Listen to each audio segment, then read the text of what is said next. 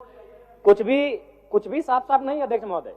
माननीय मंत्री, 2 मंत्री खड़े होकर हमें संतुष्ट नहीं कर पा रहे हैं। हाईकोर्ट तो 21% होता है, तो अब किस मुंह से 75% आरक्षण की बात कर? मैं मंत्री महोदय आपको दोष नहीं दे रहा, क्योंकि आप नए आए हैं, लेकिन इससे पूर्व जो कार्यकाल जिन्होंने संभाला है उनसे भूल हुआ है, स्वीकार्य।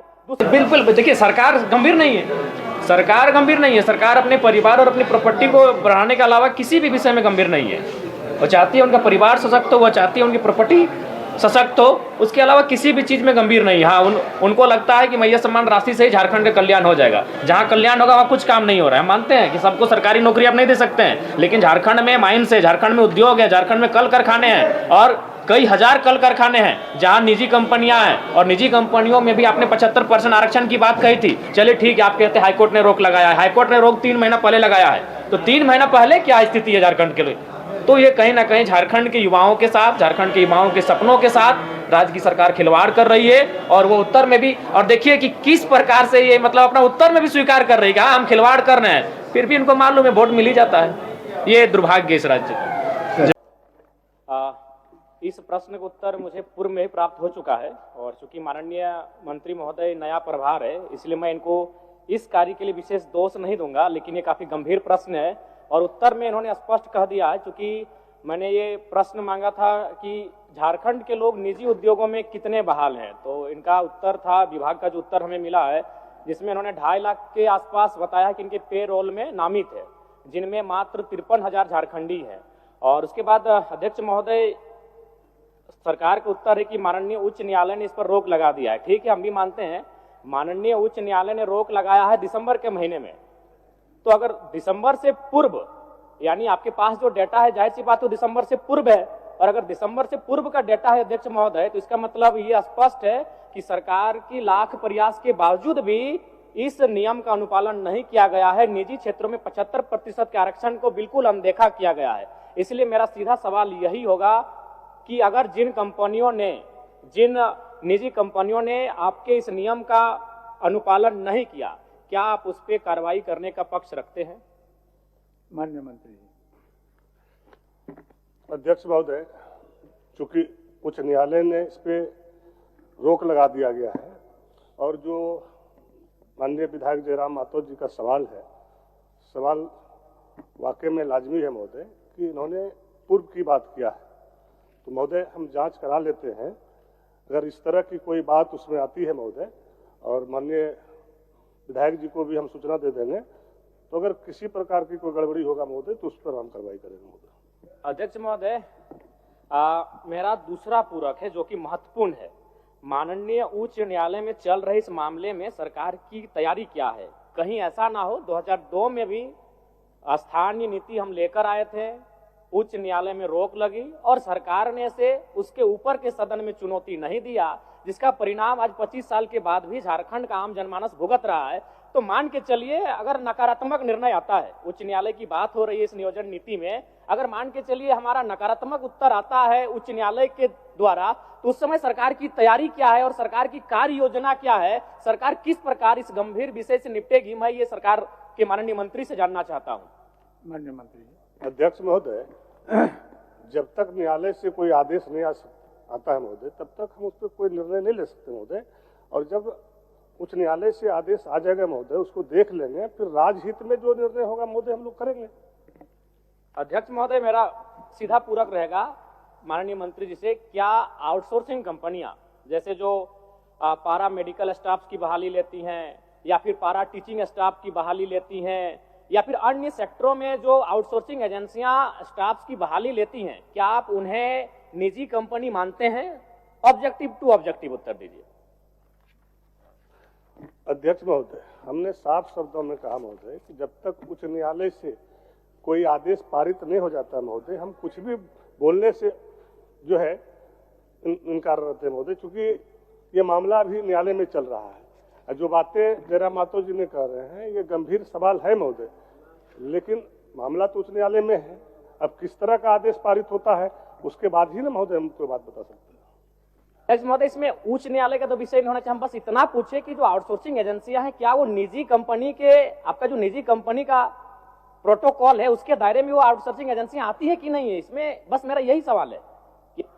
बच्चियां जो बहाली ले रही हैं वो निजी कंपनी है या नहीं है? एक मिनट। मंत्री जी के सहयोग के लिए कि वह जो नियम है अध्यक्ष महोदय, उसमें यह प्रावधानित है कि 3 वर्ष तक 75% एडजस्टमेंट करना है। यह कानून मात्र 1 साल तक चला, 3 वर्षों तक चलता तो शायद एडजस्टमेंट हो जाता 75%, जो माननीय सदस्य कह रहे हैं। और दूसरा, उस कानून में यह भी प्रावधान है अध्यक्ष महोदय कि कोई लोक उपक्रम, सरकारी लोक उपक्रम को अगर आउट सोर्सिंग एजेंसी भी काम करेगी तो वहां भी ये नियम लागू होगा, जो माननीय सदस्य जानना चाह रहे, केवल मंत्री जी की सहयोग के लिए। एक मिनट मंत्री जी, मंत्री एक मिनट आप बोलिए। 1 मिनट मंत्री बैठिए, एक के साथ जवाब दे दीजिएगा। बहुत ही महत्वपूर्ण प्रश्न है पूरे झारखंड के स्थानीय झारखंडी मूलवासी का अध्यक्ष महोदय। माननीय सदस्य जयराम भाई का यही है चिंता कि जो अभी एजेंसी मैन पावर जो रिक्रूट कर रही है सरकार के अधीन, क्या वो एजेंसी को आप निजी कंपनी मानते हैं, हाँ या ना? दूसरा, अगर आप मानते हैं तो उस पर ये 75% यहाँ के मूलवासी, यहाँ के आदिवासी, यहाँ के झारखंडी लोगों को 75% आरक्षण दे रहे हैं कि नहीं दे रहे हैं?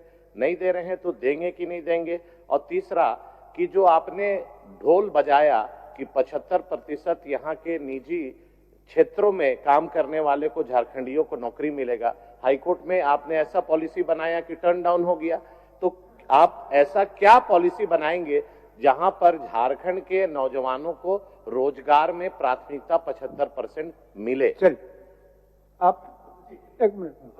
माननीय मंत्री को थोड़ा सा सहयोग कर देना चाहते हैं।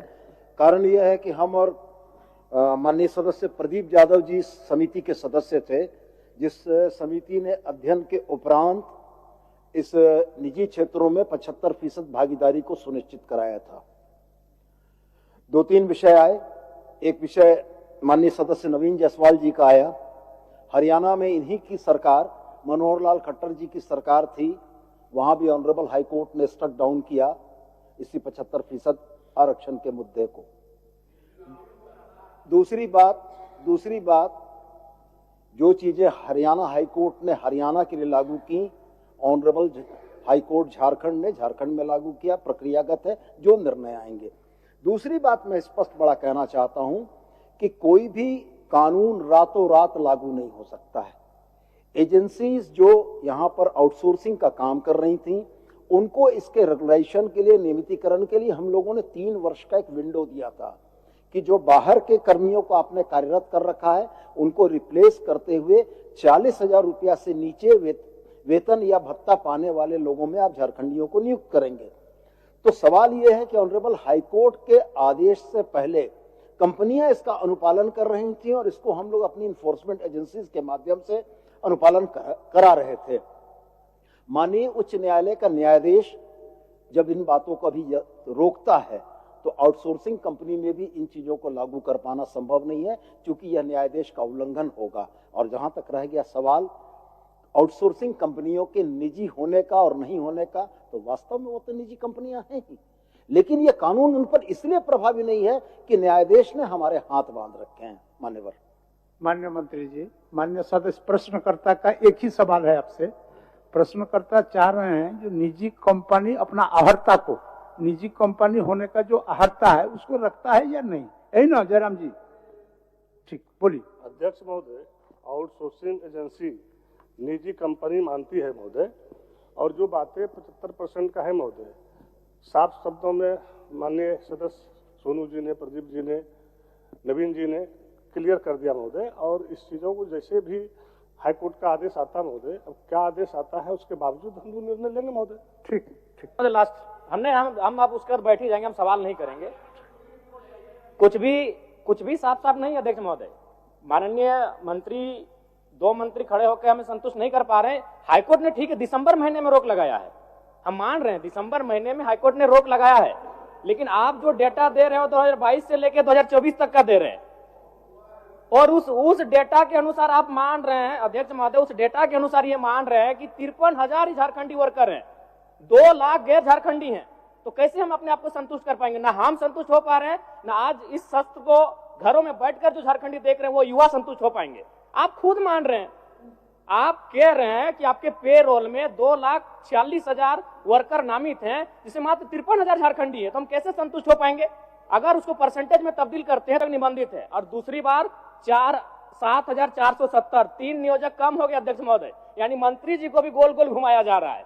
5 दिन पहले मेरा यही प्रश्न आया था, 7,473 नियोजक थे, और आज मेरा प्रश्न जब दोबारा आया है तो 7,470 नियोजक हो चुके हैं। मंत्री जी को खुद गोल गोल घुमाया जा रहा है। ये इस राज्य की दुर्दशा है। हम कुछ नहीं बोलेंगे अध्यक्ष महोदय। मान्य सदस्य, आपको सदन की आसन की ओर से सूचना दे दें, ये विषय पहले भी आया था। आज पहले आने के क्रम में ही सरकार निर्णय लिया और सदन के तरफ से एक समिति का गठन हुआ था, जिसमें माननीय प्रदीप जी, सोनू जी और शायद इस पक्ष के आप थे, शायद नलिन बाबू थे, उनके अध्यक्षता में समिति हुई थी। समिति के रिपोर्ट आने में कुछ समय का व्यय हुआ, विलंब हुआ। उसके बाद सरकार सचेत हुए, और सरकार सचेत होने के बाद आपने जिस सवाल को आज सदन के अंदर में उठा रहा है, उस पर सतर्क हो ही रहे थे। इस बीच न्यायालय का भी हस्तक्षेप हो गया, तो सही बात है, इसको दिखवा लीजिए। चलिए बोलिए। अध्यक्ष महोदय, चूंकि राजहित में और राज्य के प्रति हम लोग सारे लोग चिंतित हैं महोदय, और माननीय सदस्य जयराम माथुर जी ने यहाँ के राज्य के हित के लिए बात कर रहा है महोदय, और जो पिछली बातें इन्होंने कह रही महोदय, इसको हम जांच करा लेते हैं महोदय। अगर इस तरह की कोई गड़बड़ी होगा, जिस पदाधिकारी ने इस तरह से किया होगा, गलत रिपोर्ट दिया होगा, तो उस पर कार्रवाई होगा। ठीक, मेरा जो इस सवाल को 2 बार हम ले चुके हैं। क्या है सवाल? था वही, निजी कंपनियों में स्थानीयों को कितना रोजगार मिला है। तो सरकार का उत्तर पिछला बार भी वही था, इस बार भी उत्तर वही है कि हम लगभग 20% मिला है। लेकिन हमें लगता है कि आपको भी आश्चर्यजनक होगा कि यहाँ सरकार को गोल गोल घुमाया जाता है। पिछली बार जब हमने इस सवाल को किया था तो सरकार का था उत्तर कि उनके पास www.jharniyojan.jharkhand.gov.in में 7,473 प्रतिष्ठान निबंधित हैं। इस बार सवाल में 5 दिन बाद 470 हो गए। यानी ये जो ISI हैं, जो इनको सवाल बना के देते हैं उत्तर देने के लिए, माननीय को संतुष्ट करने के लिए, वो मंत्री लोग को भी गोल गोल घुमाते हैं कि 5 दिन का मेरा वही सेम सवाल और 3 कंपनियां घट गई। इससे पहले 4,773 कंपनियां खुद सब सरकार ने हमें उत्तर दिया था, और आज सरकार उत्तर दे रही है 4,770, 3 कंपनियां घट गई है। यानी राज्य की जनता को तो गोल गोल घुमा ही रहे हैं, ये IAS मंत्रियों को भी गोल गोल घुमा रहे हैं, और हमारे मंत्री गोल गोल घूम रहे हैं। ये उसका जो लमना उदाहरण आपके सामने है, आप लोग देख सकते हैं। आज 3 कंपनियां घट चुकी हैं इस राज्य में मात्र 5 दिनों में। भोगी कौन किसे मानते हैं?